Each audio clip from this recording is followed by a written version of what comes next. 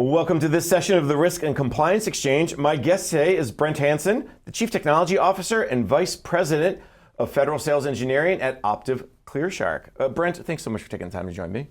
Thank you for having me. I really appreciate it. Risk and compliance, it covers so many different topics, and we know that these mandates obviously don't come out of the blue. They're usually in a direct reaction to some real or perceived threats.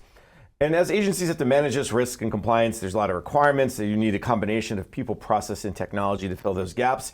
So let's start there. Ensuring compliance, data all plays a big role. Connect those dots for us about compliance and data strategy. Yeah. So what we've seen from the president this year was M2521, which is all about the rapid acceleration of AI adoption. And then in parallel, you have M2522, which is all about the rapid adoption. And what they've done there is also accelerate the FedRAMP process to ensure that all of these cloud-native AI services can quickly get to market. So in the past, for example, it takes 12 to 18 months to get a service through an approved FedRAMP, but now with FedRAMP 20X, it's down to weeks. And what we've done just in the first 6 months of 2025, we had done all in 2024. So when you look at these guidances, and then you have additional requirements, and with CISA, NSA, and FBI, they're not only telling you how to do AI adoption, but how to harden the AI infrastructure. But there's also a very strong focus on data and how to ensure that you have a modern data strategy that really fits and that can feed a secure AI infrastructure, and also the ambitions that you have, whether you're using RAG or whether you're doing agentic AI, or perhaps you have much more accelerated ambitions to do reasoning AI. And again, we're in a revolution today that we've just not seen in many, many years, and we're moving very quickly. You covered several different pieces and parts there. You covered some of the policies that OMB has released regarding both adoption of AI. You hit upon FedRAMP. But the one thing that kind of marbled throughout this is that data piece. Are you starting to see there's been a focus on data for many, many years? Yeah. What are you seeing from some of your customers about how they're using that data to meet some of these mandates, as well as to kind of understand where they can go next? Sure, absolutely. So I've been in data strategies for the majority of my career, and these days you have to understand the data lineage. You need to understand system of record and be able to really blueprint and catalog and classify the data that you want to use in a data set for a particular AI ambition. And these days, as opposed to many years ago, these products have AI and ML capabilities built in. So you can actually take a modern data strategy, retrofit that into your existing environment, your ecosystem, and ensure that not only is it classified, but you know where to route it so that that data itself is not only protected, but that it's scalable and that it's achievable for specifically what you're trying to do with AI. AI is only as good as the data that you set forward for it to use. We've heard this for you went back to the .com time. We've heard this for years, garbage in, garbage out, right? So in this case now with AI, if you're putting bad data in, you're probably going to get bad results out. So that also plays into that compliance side as you're setting up your AI infrastructure, as you're starting to really, okay, what's the data that tells us how we're doing protecting that type of infrastructure? Talk a little bit about what agencies are doing or what you guys are doing with your customers about kind of hardening, monitoring, ensuring that these AI infrastructures meet all the requirements, regulations, laws. Sure.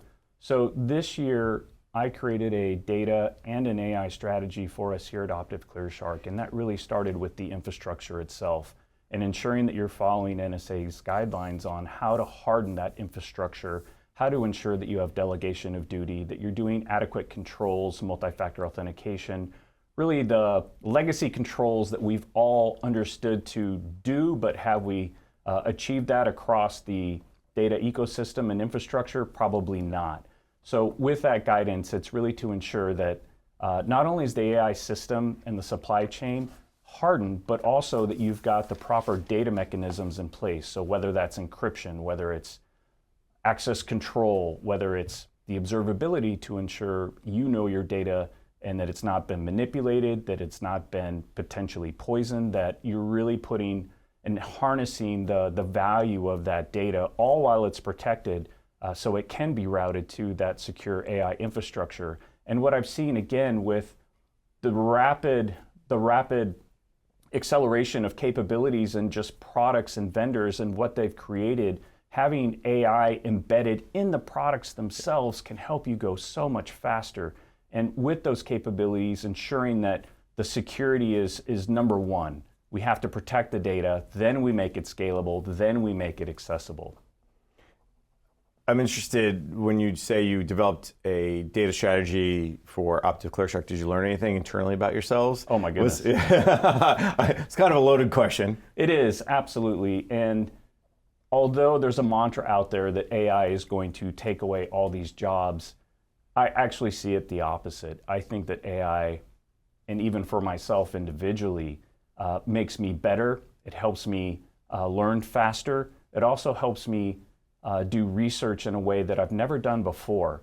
And it's really incredible how quick and how you can collaborate in a different way when you've got the capability yourself with AI at your fingertips. And again, it's very remarkable what you learn about yourself, your organization, and what the art of possible is just internally of what workflows and what automation that you can do, again, to help you prioritize where you spend your time, whatever your responsibility is for the organization.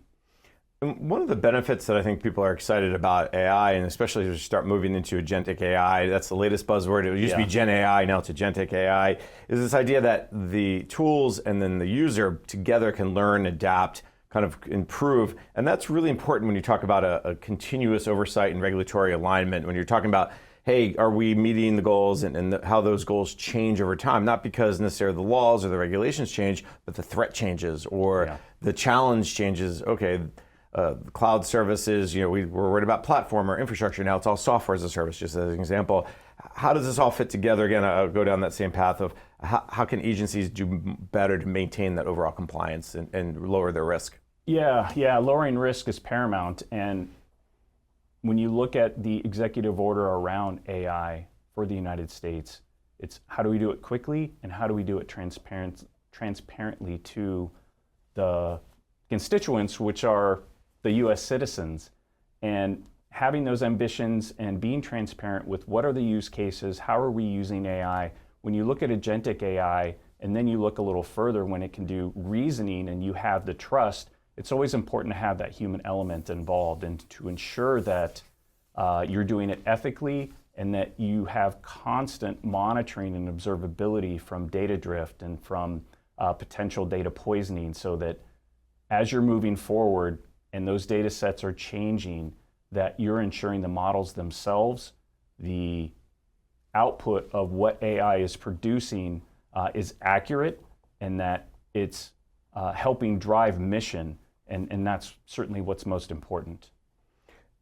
A big piece of that is that governance side, how agencies are governing the use of AI, looking at those use cases. And governance is, which one's the biggest bang for the buck, but it's also, do we have the right guardrails in place? Mm-hmm. Where are agencies in that conversation from your perspective? Are they still in that bang for the buck, or are the guardrails being set up? It's always a continuum.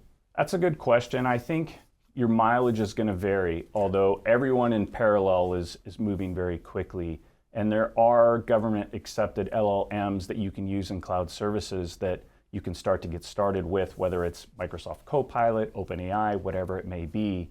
But that can help accelerate. I believe that when you look at the tools that are at our fingertips, and again, we're learning, we're getting faster, and when you look at the art of possible, you can really reverse engineer that into the data itself to do it compliant, to do it governed. I also believe that once you start experimenting with models and you're in that crawl, walk, run phase, when you're looking at the models themselves, you need to ensure you're observing. You need to make sure that you're doing testing around the models themselves so that, again, they're not evolving based on the data drift perhaps, but you want to make sure that also users aren't, whether it's an accident or ill will, using that as a tool as an insider threat. So it's very important, and I think agencies are at that point where they've got their chosen LLMs and they've got the observability, they've got the governance around the models to understand not only what the product and the outcome should be, but also what is the usage and how are the internal users using it, and where there might be oopsies or ill will or insider threat, that you're able to stop that immediately. And you also want to make sure that just from the data itself that you're using, again, very trusted data, and that it is scalable so that you're able to accomplish what the mission is that's required. It all comes back to that data piece as we started the conversation off of. Make sure you're using the trusted data, you know what's in that data, where it lives, and who manages it. Brent, unfortunately, we're out of time for this session of the Risk and Compliance Exchange, so let me thank my guest. Brent Hansen is the Chief Technology Officer and Vice President of Federal Sales Engineering at Optiv ClearShark. Brent, thank you so much for taking the time. Thank you. I'm Jason Miller, and you're watching Federal News Network. Now let me send you back to the studio for more on the Risk and Compliance Exchange.